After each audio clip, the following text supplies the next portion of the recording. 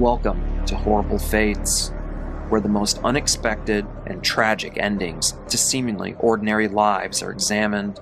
We will take some time to explore the darkness that can lurk just beneath the surface of everyday existence. Welcome to The Cellar.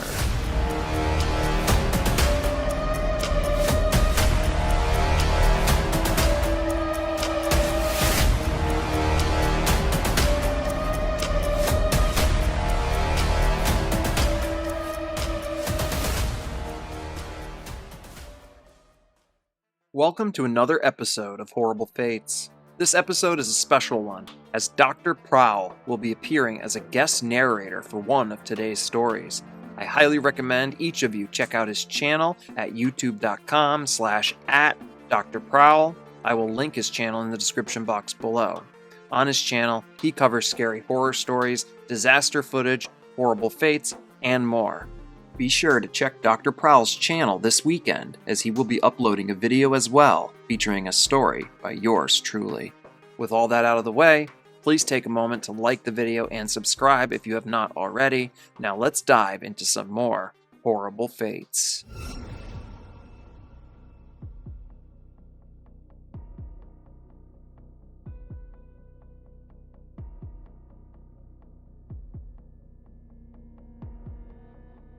On Saturday, November 5th, 1983, in the frigid waters of the Great North Sea, one of the most horrifying diving accidents would unfold.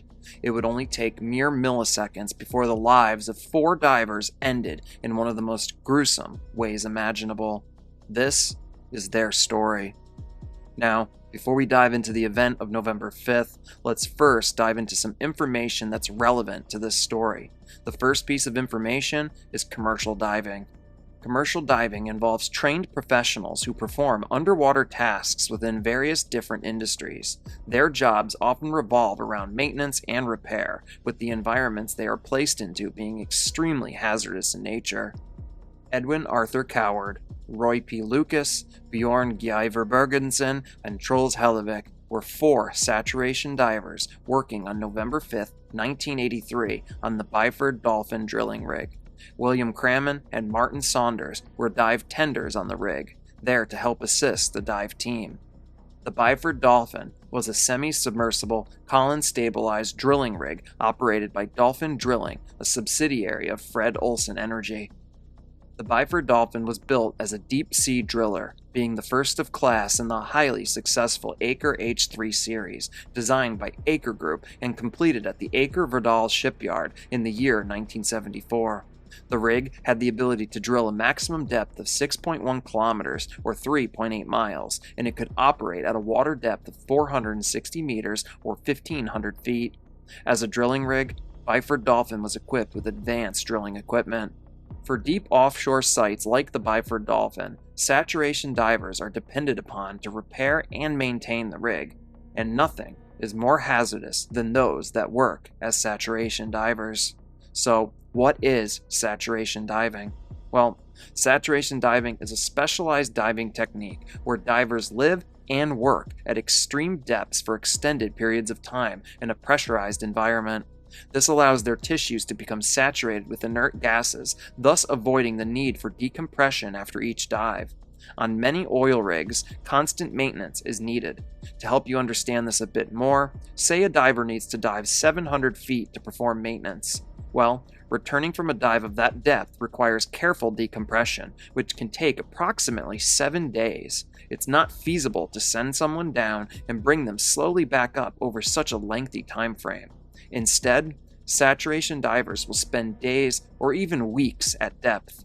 They spend anywhere from 12 to 16 hours a day within their living quarters. Their quarters are an isolated chamber that's kept at depth where the divers sleep and eat. During the other 8 to 12 hours, the divers will work, performing their dive in what's called the bell.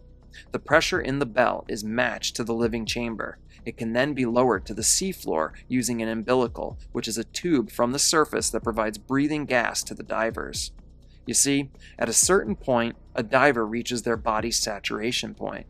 The saturation point refers to the moment where a diver's body tissues become fully saturated with inert gases like nitrogen from the breathing mixture at a specific depth.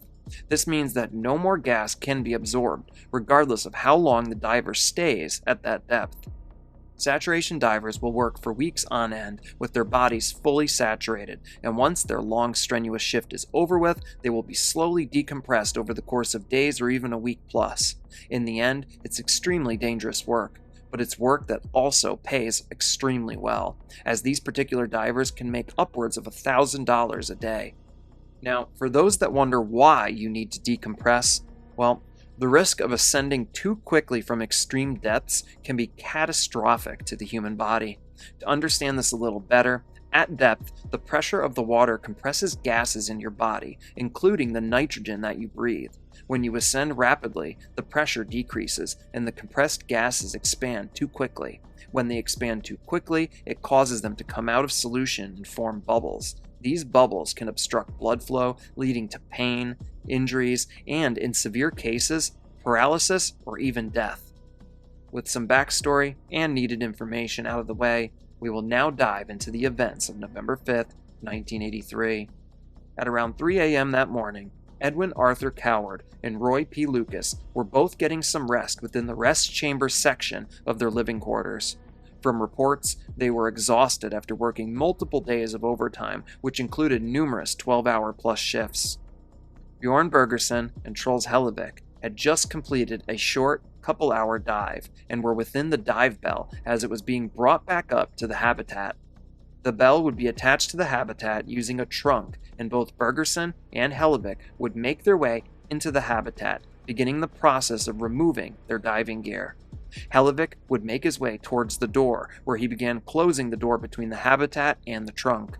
Once completed, the trunk could be depressurized and the bell could then be removed from the living quarters. Now, it's not exactly clear why, as I've seen it reported that one of the diving tenders made an error, and I've seen it reported that a mechanical failure caused a clamp to open. Either way, the clamp that was holding the trunk in place detached before Hellevik could secure the door inside the living chamber all the way. What happened next happened faster than you or I could even blink. Opening the clamp meant that the chamber system, which was currently under 9 atmospheres of pressure, was now connected to the outside with its usual 1 atmospheres of pressure. Both chambers rapidly depressurized, causing air to rush out of the chamber system with unbelievable force. This explosive decompression was unforgiving and brutal to the men inside the habitat. The diving bell would be blasted away. It killed the diving tender that was standing in front of it and severely injured the other tender. Inside the chamber, 3 of the 4 divers, Lucas, Coward, and Bergerson, were killed almost instantly. The fluids inside the men's bodies would expand rapidly. This caused intense hemorrhaging throughout their bodies. In their last moment of life, their blood began boiling, melting their surrounding fat, which then leaked from their bodies. Hellevik was standing closest to the door when the clamp released, and his fate was easily the worst of them all. Hellevik was brutally forced through the small opening in the door, measuring 60 centimeters or 24 inches long. His body was badly dismembered, and his internal organs were ejected onto the deck some 10 meters or 30 feet above the exterior pressure door. To put it simply, it was as if his body exploded. 5 lives were lost in the blink of an eye. The only survivor was one of the dive tenders, Martin Saunders. Martin was severely injured by the diving bell, but miraculously, he would end up making a full recovery. These men died in some of the most gruesome ways imaginable, and in the end, the only silver lining would be that their deaths, at least, came quickly. Following the incident, Norwegian officials initially blamed the deadly incident on human error, placing the blame on the now deceased William Cramen. However, it was later revealed that the tragedy happened because of faulty equipment. The blame placed on Cramen negatively affected his family for many years, and from my research, a lot of people still tell this story and blame Cramen for making a human error.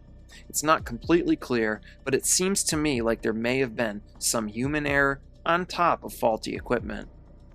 Brian McGlinchey, the diving manager at the International Marine Contractors Association, stated, The fact that there was no interlock on the locking mechanism was immediately apparent, and now the presence of appropriate safety interlocks on SAT diving systems has perhaps the highest priority of all safeguards. What you've got to do is consider the human being in the system and not put those persons in a position where an understandable human error could lead to very serious consequences. Our safety systems must be designed to be tolerant of human error. The North Sea Divers Alliance, which was formed by early North Sea divers and the relatives of those killed, continued to press for further investigation for many years. In February of 2008, they managed to obtain a report indicating the real cause of what had happened: faulty equipment. The families would sue the Norwegian government, and it ended up taking 26 years, but in 2008, a settlement was finally offered to the families of those lost back in 1983. The Byford Dolphin rig would continue its run before it was scrapped in 2019. It has now been over 30 years since the incident, and the Byford Dolphin disaster is still considered to this day to be one of, if not the worst, diving tragedies of all time. As I always like to do, I want to send my deepest condolences to all the friends and family members of those lost back in November 1983.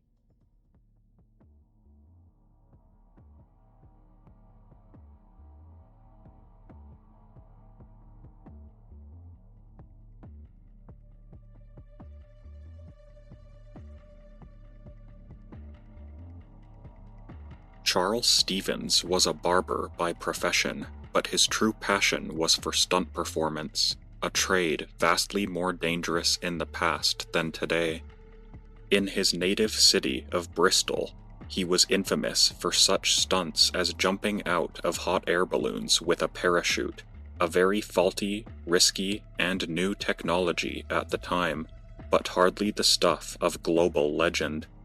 After his initial escapades, Stevens was looking not just for another risk-laden gig, but something that would make his name live forever and bring him enough money to support his large family.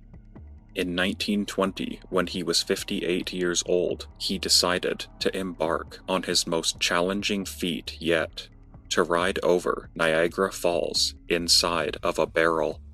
Like his predecessors, Stevens decided to go over Horseshoe Falls on the Canadian side.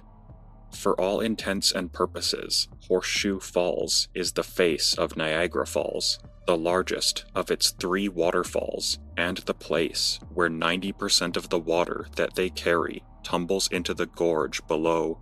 With risk, bravery, and experience came planning and precedent, and for that reason, Stevens felt confident of success in this endeavor. The stunt had already been completed by 2 other enterprising daredevils within his lifetime, both of whom survived their encounters. However, the most recent attempt by a man named Bobby Leach had been delayed, hampered, and nearly fatal due to the problems of navigating a light, unguided barrel down a raging river, and Leach had very nearly drowned before even getting close to the falls themselves. Stevens intended to have no such navigational difficulties. Where Stevens differed from his contemporaries was his idea to put a 100-pound metal anvil at the end of the barrel where his feet would be, in order to weigh the barrel down in the river and prevent it from being thrown off course before reaching the gorge.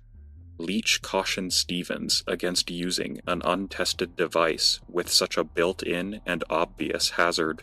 Stevens, however, was convinced that he knew better, and on July 11th, 1920, the moment of truth arrived, and Stevens strapped himself in, had the barrel sealed from the outside, and began his voyage downriver towards the precipice. As his improvised vessel went over the falls, it underwent a drop of 188 feet before reaching the bottom. The bottom of Horseshoe Falls is a nightmare where the waters of the largest waterfall in North America meet the churning waters of the Niagara Gorge, and which crush, submerge, or drown anything caught between them. The convergence between the two is also the deepest part of the Niagara River, roughly 50 meters in depth and littered with sharp rocks and boulders that would shred a human body on impact. Just slightly downriver are Class 5 rapids, the second highest ranking assigned to such phenomena, and which have killed many attempting to navigate them. Given the hazards at that location, an underwater survey of the waters there has never been completed, and it was this environment into which Stevens was plunging headlong. The barrel in which Stevens was riding was shattered upon reaching the bottom of the Horseshoe Gorge, but it did not break all at once. As Stevens's barrel arrived at the bottom of the falls, the metal anvil strapped to his feet was too heavy for the flimsy container, and it punched out the bottom of the barrel. Based on how he entered the vessel, Stevens was still strapped to the anvil by his feet and to the opposite end of the barrel by his arms, while being suspended in the center by a harness, all of which were precautions intended to help his body absorb the impact at the bottom. Sadly, it was not to be. As the anvil crashed through the bottom of the barrel, Stevens's right arm was torn out of its socket, meaning that he was likely bleeding to death as he drowned, unable to break the surface or swim to safety, even if he made it back up. The missing limb was still stuck in one of the straps, indicating that what remained of Stevens's dismembered body had been pulled right out of the barrel, still conscious, and into the frothing, crushing waters below the falls. The weight of the massive anvil then pulled him down to a watery grave from which the rest of his body has never resurfaced. Despite his demise, it has not stopped the falls from attracting daredevils the world over into attempting similar gambits. Over 10 million people visit Niagara Falls each year, but not many are aware that somewhere in the wondrous spectacle, the unrecovered body of Charles Stevens lurks in the depths under the water, along with the thousands of others who have died on the falls through failed stunts, everyday accidents, or through taking their own lives.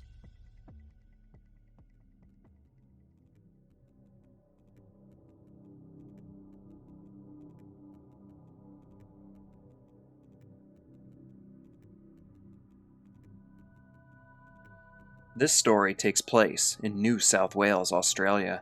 New South Wales is a state on the east coast of Australia. It borders Queensland to the north, Victoria to the south, and South Australia to the west. The eastern coast of New South Wales borders the Coral and Tasman Seas. The state capital is Sydney. Sydney is Australia's most populous city with a population of over 8.3 million people. It was 2010 in New South Wales, and resident Sam Ballard was hanging out with some of his friends. Now, Sam was a good-looking 19-year-old with a ton of life left before him. He was a good student and an avid rugby player. At the time, he was hanging out with some of his friends from his rugby team. It was a beautiful, hot summer evening, and Sam and the others had busted out some bottles of red wine. In their own words, they were trying to act like grown-ups that night. As the group of friends continued drinking and hanging out on the concrete patio of Sam's home in Sydney, a slug was discovered crawling slowly across the patio. As the young teenagers looked at it, the conversation steered into whether someone would be willing to eat the thing right then and there. The boys dared each other, and with some liquid courage, Sam Ballard was soon the one looking to seize the moment. Sam picked the slug up by its tail, and with little hesitation, he placed the slimy creature in his mouth. He then grabbed his glass of wine and took a large swig, washing the wine and slug down in one big gulp. Sam's friends cheered him on. Sam was the man that night. He did what no one else was willing to do. The wine would continue to flow, and the group of friends continued enjoying what was an amazing all-around night. The following day, Sam would wake up not feeling well at all. At first, he chalked it up to drinking too much the night before. He was dizzy, nauseous, and part of his right leg was experiencing an uncomfortable pain. Sam assumed it was just some bad hangover symptoms, and so he set forth to push through, knowing he would feel better as the day continued on. but he did not feel better. In fact, he woke up the next morning still dizzy, still nauseous, and his right leg was hurting far worse than it had been the day before. Sam came clean to his mother about the slug he had eaten, and his mother assured him that he would be okay. His mother had never heard of anyone suffering serious illness from eating a slug. At the same time, Sam's mom was a bit concerned about something else. Sam's father had multiple sclerosis, and she feared that perhaps it had been passed on to Sam. Just to be safe, Sam and his mother went to the hospital where some testing was run. A couple days later, the results came back, and everything seemed perfectly normal. The doctor informed Sam that everything was good, but Sam was still worried, and up to this point, he had not told the doctor about his experience with the slug. Sam decided in that moment that he probably shouldn't keep anything from the doctor, so he told him about the slug he had ingested a few days prior. The doctor was a bit baffled at first that Sam would do something like that. Concerned, the doctor spoke with a colleague of his. The next day, Sam would receive a follow-up call from his doctor requesting that he return to the hospital in order to have a spinal fluid test performed. A spinal fluid test, or cerebrospinal fluid test, can help detect parasites in the central nervous system by analyzing a fluid sample taken from the spinal canal. Sam would undergo the test, and it's a good thing he did, because the results were alarming. Sam was diagnosed with a parasitic worm known as rat lungworm. The adult form of the parasite is found only in rodents. From there, infected rats pass larvae of the parasite in their feces. Snails and slugs get infected by ingesting said larvae. These larvae mature in snails and slugs, but do not become adult worms. The life cycle is finally completed when rats eat infected snails or slugs, and the larva further matures to become adult worms. People can get infected by eating raw or undercooked snails or slugs that are infected with the parasite. People can also get infected by accident by eating raw produce, such as lettuce, that contains a small snail or slug or part of one. So be sure to clean your produce before you start chowing down on your next Caesar salad. Now, most people who get an infection don't have symptoms, and they may never even know they contracted the parasite. But sometimes the worm can travel directly to your brain and cause meningitis. Meningitis is an infection in the lining of your brain that causes inflammation. Things can get even worse as the parasite can also infect deeper parts of your brain. Symptoms include severe headaches, neck pain or stiffness, nausea, vomiting, vision changes, confusion, and more. Most people who contract rat lungworm are able to rid the parasite from their body within a few weeks using nothing more than their built-in biological defenses. But sometimes things can spiral in the opposite direction, as there are no known direct cures to rat lungworm. With no cure to be had, Sam's doctor instructed him to go home and rest and let his body do what it needed to in order to rid the parasite. A few more days would pass, but Sam did not improve. As a matter of fact, he got worse and was readmitted to the hospital. The rat lungworm parasite had infested his body and traveled straight to his brain, causing severe meningitis. Doctors did all they could for Sam, but he soon slipped into a coma that would last for 420 days. Each of those 420 days felt like an eternity for Sam's family, as they didn't know if he would ever wake back up. Sam never gave up, and eventually he did regain consciousness, but when he did, he woke up paralyzed, unable to eat without a tube or move without intense effort. The only thing Sam could control was his eyelids and his breathing. He was left needing 24-hour care 7 days a week. In a lot of ways, Sam was trapped inside his own body. Doctors determined that Sam was still very intelligent. His brain was still as sharp and clear as it had been prior to the parasite taking over. It wasn't going to be an easy life going forward for Sam, but luckily, his friends and family were all there by his side, pushing him to live each day to its fullest, constantly motivating him to continue on. In November of 2018, 8 years after contracting the parasitic worm, Sam passed away due to respiratory failure. His battle in life had come to an extremely sad end. Sam was 19 years old, young, good-looking, athletic, and had decades worth of life left ahead of him, and that was all cut short due to one silly mistake he made when drinking with his pals on that fateful evening in 2010. I can't imagine what it was like not only for Sam to go through what he did, but for his friends and family. Sam's story is sad and tragic in every way, and I want to take a brief moment to send my deepest condolences to all of Sam Ballard's family and friends. A big thank you to each and every one of you for tuning in to another episode. If you enjoy the content I make here on the channel, then please hit the like and subscribe button. It helps the channel continue to grow. Also, you can check the description box below and find the link to my merch store and a link to my membership tier for the channel. For only $2.99 a month, you can help support my channel further, and you get some cool perks to go with it. One of those perks is having your name listed here in the end of each of my videos, so thank you to all my Cellar Dweller members. Also, if you'd like to submit any kind of real-life scary story of any kind, please do so using the email linked in the description box below. As always, I do all the research, writing, recording, and editing for the channel myself, so anything that you do to support the channel is greatly appreciated, and until next time, I will see you all again as we head back into the cellar.